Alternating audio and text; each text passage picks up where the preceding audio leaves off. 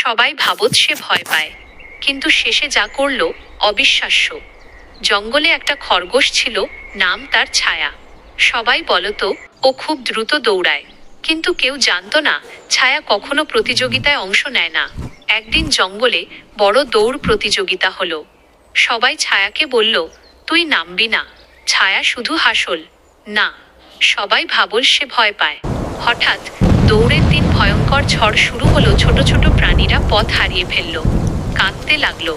ঠিক তখনই ছায়া দৌড় শুরু করলো, কিন্তু সে ফিনিশ লাইনের দিকে নয়, সে দৌড়াচ্ছিল জঙ্গলের ভেতর।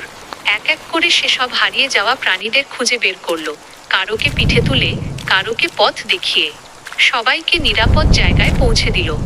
ঝড় থামার পর সবাই দেখল দৌড়ের বিজয়ী কেউ নয়, কারণ কেউই ফিনিশ লাইনে পৌঁছাতে পারেনি। কিন্তু সব প্রাণী একসাথে চিৎকার করে উঠল, ছায়াই আসল বিজয়ী, কারণ সে দৌড়ায়নি জেতার জন্য, সে দৌড়েছিল বাঁচানোর জন্য। শিক্ষা সবচেয়ে বড় জয় হলো অন্যের জন্য কিছু করা।